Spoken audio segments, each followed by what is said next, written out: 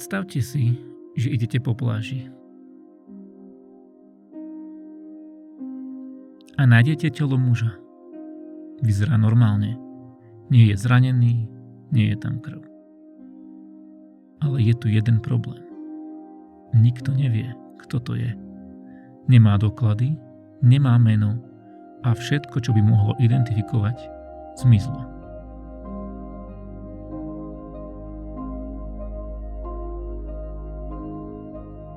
Toto je skutočný prípad a dodnes zostáva nevyriešený.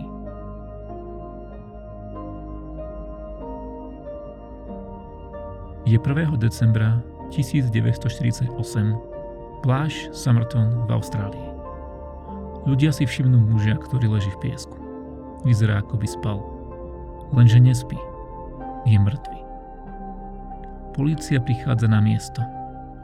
Žiadne známky násilia a žiadne stopy boja. Len pokojná tvár a zvláštny pocit, že tu niečo nesedí.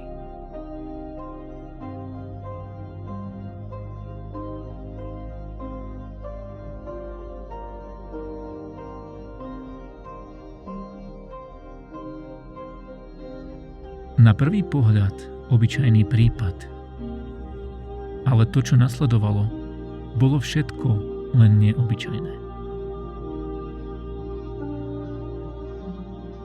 Muž na pláži bol oblečený normálne, alebo bol oblečený skôr elegantne. Oblek, kravata, čisté topánky. Vyzeral ako niekto, kto mal peniaze, alebo kto mal štýl.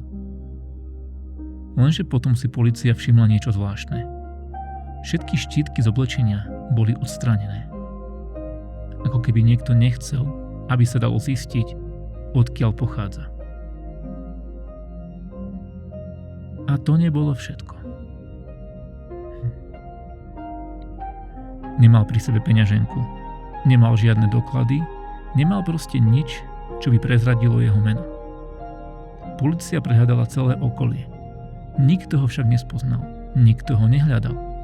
Ako keby ten muž nikdy neexistoval. Ale potom našli niečo malé. Niečo, čo zmenilo celý prípad. V jeho vrecku bol malý papierik. Na ňom bolo napísané Taman Shud.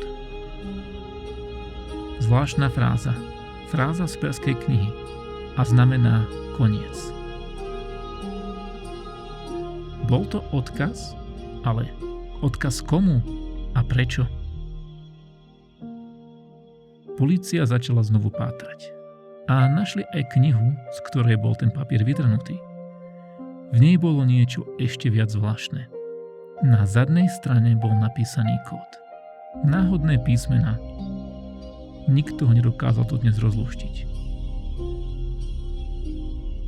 A v tej knihe bolo aj telefónne číslo.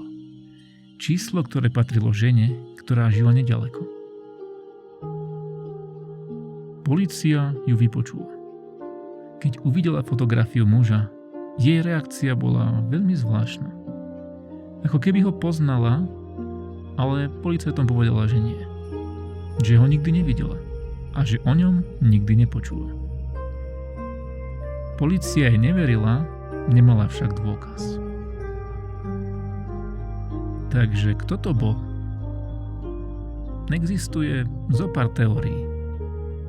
Napríklad špión počas studenej vojny. Nejaká tajná správa, nejaký kód, ktorý nikto nepochopil. Alebo len muž, ktorý nechcel byť nájdený. Ale jedna vec je istá. Muž zo Somerton Beach si svoje tajomstvo zobral so sebou doslova do hrobu. Na čo myslíte vy? Bol to špión? Alebo to bol muž v čiernom? Alebo niekto ešte viac zvláštny? Kľudne hoďte do komentára svoje nápady.